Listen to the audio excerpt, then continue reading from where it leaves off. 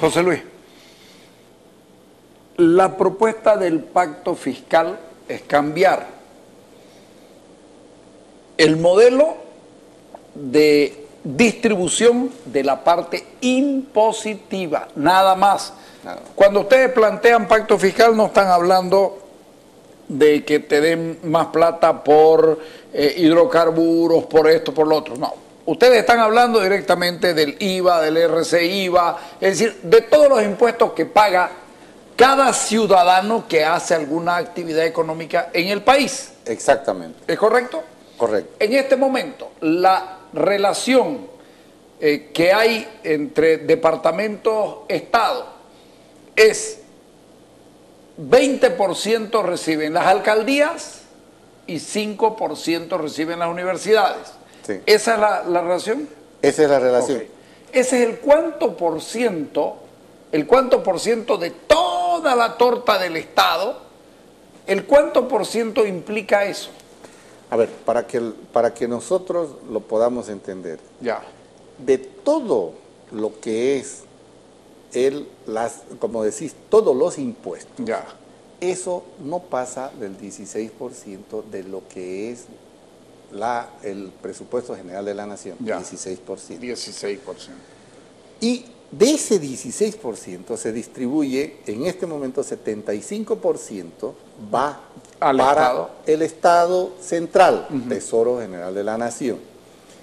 Y 20% va a municipios y 5% a universidades. ¿Eso es el cuánto por ciento? Eso en este momento, no, esos son el 16% del presupuesto general de la nación. Sí. Vamos a calcular 30.000 millones de bolivianos. Okay. Se varía entre 30.000 y 50.000 dependiendo, porque ahí hay una recaudación que es en papeles, que el SIN dice recauda, pero son unos 10.000 millones que no aparecen. Sí, exactamente. Vamos a hacer... Además de la que no se coparticipa. Sí, sí. Okay. Vamos a hacer de 30.000 millones de bolivianos que se recaudan. Por eso puede ser 40.000. Lo vamos a hacer con 30.000 para que nos puedan entender. Esos 30.000 millones, el 75% en este momento, 22.500, se va al gobierno central. Y 7.500 se va a 339 municipios y aproximadamente 11 universidades. 25. Lo que estamos nosotros ahora es que de los 30.000, de 22.500 baje a 15.000 el gobierno y se vayan los 15.000. Se amplíe los 15.000 a otros que no recibían. Sí. A ver, gobernaciones no recibían un medio. Ni un medio. Después vamos a hablar de cuáles son las responsabilidades que les han tocado asumirlas sin plata. Gobernaciones no reciben ni un medio, se está planteando que reciban 20. Sí. Municipios que de los 20 que recibían se vayan a 23. A 23. Pueblos indígenas que no recibían, que reciban 1. Y las universidades de 5 pasen a 6. Exactamente. Eso haría de esos 10... ¿cuántos dijiste? Del 16%. De ese 16%, de los 30.000 millones. De los 30.000 millones quedarían 15.000 millones para repartir entre municipios, universidades, pueblos indígenas y gobernaciones, y que los otros 15.000 millones solamente del ingreso de estos 30.000 millones, que son el ingreso impositivo,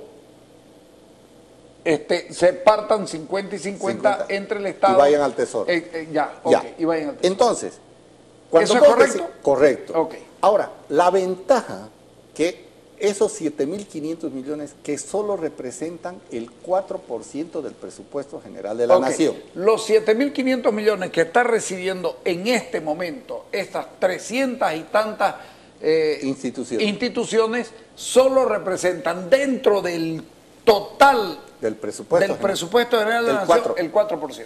Para darte un ejemplo, como dice mi querido amigo el ministro Arce Catacora, de 1.000 bolivianitos,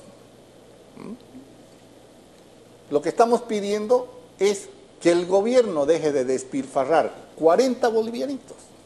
De 1.040, esa es la relación. Esa es la relación. De 1.000 bolivianitos que uno gana, 40 deje de despilfarrar y se la dé a las universidades, a los municipios y a las gobernaciones para invertir en salud, en educación, en seguridad ciudadana y en vivienda.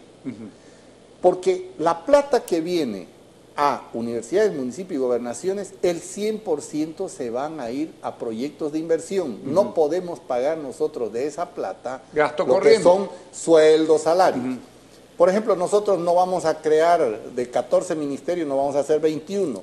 No vamos a crear 6, 7 empresas más que a veces no se saben ni cuántas. Porque además no pueden hacer. Porque no podemos. Por ley. Por ley. Ok. Entonces, ¿por qué hacemos esto? ¿Y por qué pedimos que se recupere? ¿Por qué pedimos el 20%, por ejemplo, para las gobernaciones? A las 9 gobernaciones... Porque no reciben. No. A las 9 gobernaciones, el gobierno arbitrariamente y discrecionalmente le ha confiscado 2.500 millones de dólares en 7 años para pagar la renta dignidad, que antes 100% iba a salud, educación, generación de empleo y caminos que ya no hay. ¿Y de dónde recibían las gobernaciones? ¿Me podés contar? Del IDH. Ya, okay. Del impuesto directo a los hidrocarburos. Que el gobierno se le ocurrió sacarlo desde el 2008, el 60% del IDH. Okay.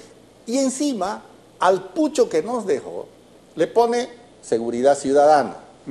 Entonces, 10% para seguridad ciudadana del IDH. Hoy día los alabó el presidente Morales, lo escuché alabándolos. Hoy día o ayer lo escuché alabándolos. Los compañeros hermanos de la gobernación de Santa Cruz han otorgado 200 camionetas para la policía. Claro. No, resulta de la noche a la mañana se convirtieron en compañeros y hermanos. Bueno, aparte, pagamos los títulos de bachiller. Todos estos muchachos que reciben su título de bachiller, lo pagamos nosotros como gobernación. Nos metieron el prediario, que antes lo pagaba el ministerio en un 60%, nos los pusieron todo. Y encima nos metieron los hospitales de tercer nivel. Porque los hospitales de tercer nivel no es un negocio político, porque fíjate que ni cuando empezaron a hablar de salud, Carlos, el gobierno central y el gobierno municipal, cuando Rubén Costas dijo, esta cuestión de salud es una cuestión de responsabilidad social, busquen la plata donde no hay, porque la salud la vamos a atender por una cuestión de Era cuando tenían los dos primeros niveles y después se cambió. Porque es una cuestión de equilibrio en desarrollo humano entre lo productivo y el desarrollo humano. No puede haber mano de obra, y esa fue la apreciación que tuvo Rubén en su momento, no puede haber mano de obra eficiente si no tiene un buen sistema de salud. Porque un enfermo te descontrola pues la familia. Claro, ¿ya? Entonces, y los hospitales de tercer nivel son 4 turnos, porque trabajan 6 horas. Claro. Patologías caras. Y encima tenés que atender también solo el 7% de la población, o sea, es mínimo. Nosotros tuvimos, para que no colapse el tema de salud, hemos generado 1.400 ítems que no es responsabilidad nuestra. Los tuvimos que colocar en los médicos. ¿Sabes cuántos médicos puso el gobierno central el 2012, Carlos? 8 médicos. ¿Y ustedes? Y nosotros habíamos puesto ya aproximadamente 900 ítems el 2013. 8 médicos. ¿Sabes cuántos puso en el 2013? 25. O sea, 8 médicos que manda el Tesoro General de la Nación o el Ministerio de Salud para 3 millones de personas, eso es pues una vergüenza. Entonces, cuando se le explicó esto a Rubén, él dijo, y estamos aplicando el 30% del techo que nos dan en hospitales. Por eso es que no vamos a decir que es una maravilla. ¿Cuánto es la inversión en hospitales? Mira, en equipos hemos invertido aproximadamente unos 170 millones y en los 9 años le hemos puesto más de 800 millones porque los ítems los venimos teniendo desde el 2006, sí. Son unos 100 millones de dólares. 100 y tantos millones de dólares. Y este año tenemos en el presupuesto 303 millones de bolivianos, que se puede incrementar por los aumentos salariales, de lo que determina la COP, porque todos esos ítems van aumentando, son incrementales, por el aumento salarial que se da. Entonces, pero si no atendemos la salud, reventamos. Revienta Santa Cruz y nos crea un problema. Entonces, por eso que el gobierno recién ahora ha hablado hasta hospitales de 4º nivel. Y tienen 2 hospitales, 25 millones de dólares el obrero de Santa Cruz, 25 millones el obrero de La Paz, 50 millones de dólares que sirven de almacén, porque no hay ni médicos ni equipos.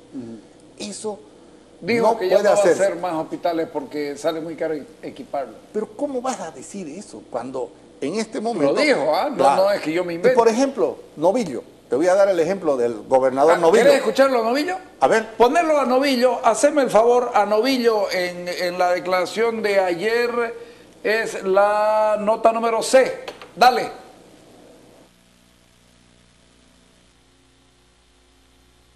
Muchos, particularmente interesados en ver cómo van a revertir estos grandes avances que ha tenido esta revolución democrática y cultural en materia económica, van a manipular la conciencia ciudadana con este tema del pacto fiscal para llevar a un hecho reduccionista de una simple cifra repartidora de quién se lleva más, quién se lleva menos.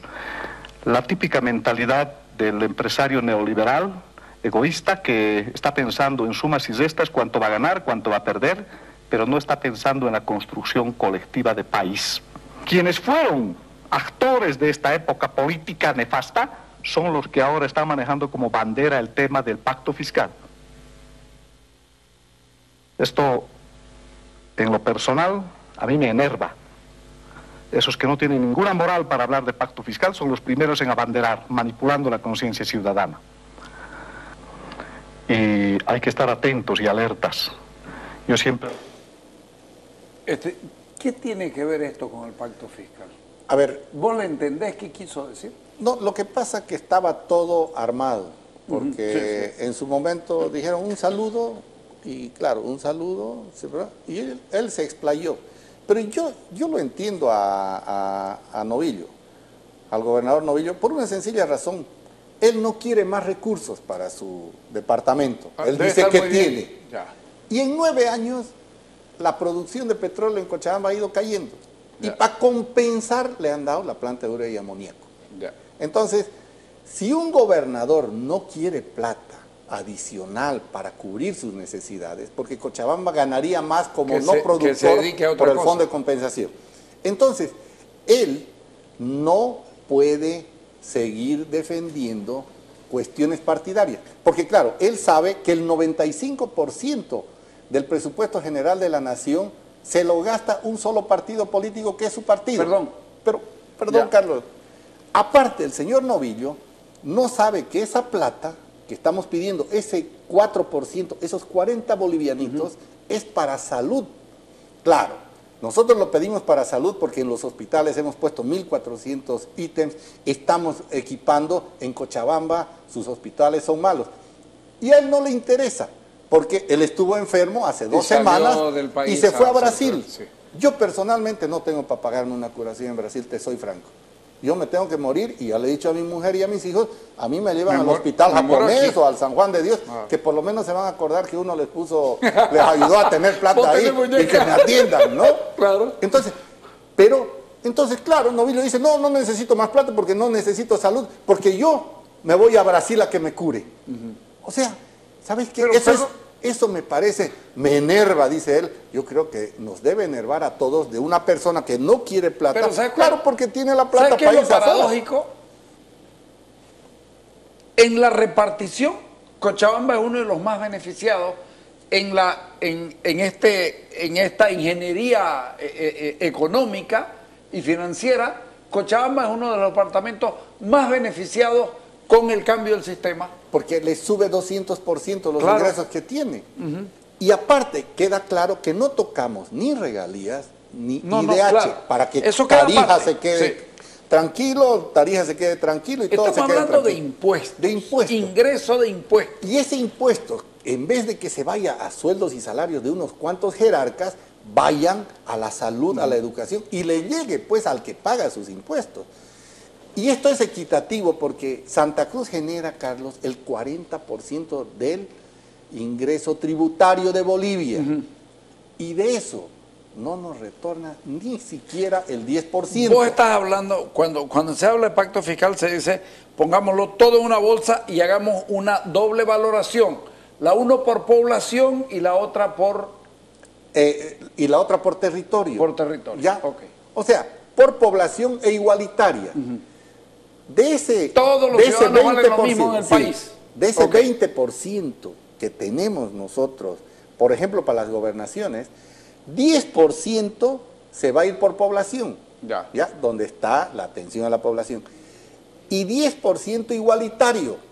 O sea, Santa Cruz recibe lo mismo que Pando, lo mismo que Beni, lo mismo que Cochabamba, ninguna diferencia. Eso hace que las más chicas reciban mucho más. Ya, y ahí está el modelo equitativo. Entonces, y incorporamos a los pueblos indígenas, porque no puede ser que este gobierno, 9 años, no se sepa que se hicieron $500 millones del IDH, del famoso fondo indígena, que lo firmó Ormando Bacadíes, ellos no le dieron ni un peso. Entonces lo que está diciendo Santa Cruz, oiga, 1% de lo que se recaude que vaya a los pueblos indígenas, porque es una política que nosotros la hemos hecho en la gobernación. Rubén nombró 5 concejales, 17% de la asamblea son pueblos indígenas. Y después les dio la parte que correspondía de regalías también para que ellos puedan tener sus proyectos. Efectiva. ¿Ha mejorado de manera sustancial la vida de los indígenas o todavía no sé si? En Santa Cruz ha mejorado sustancialmente. Anda a ver qué pueblo indígena en este momento, son muy pocos que nos faltan de electrificar. ¿Ya? Y el otro día... ¿Y en agua? En agua está, a ver, en electricidad hemos pasado de 46% de electrificación a 93%. Sí. Más de 7.000 kilómetros de energía eléctrica. ¿Qué actividad, Carlos, se puede realizar? ¿Qué actividad económica sin electrificación? Anda a ver cómo mejoran el tema de los pueblos. Anda a ver cómo se ve el efecto multiplicador de esa electrificación. Y en agua potable... tenemos de 47% que teníamos una cobertura, estamos en el 97%. Santa Cruz es uno de los departamentos con mejores indicadores a nivel latinoamericano. Y esto no es solo de los cruceños, están la segunda población de 8 departamentos en el país.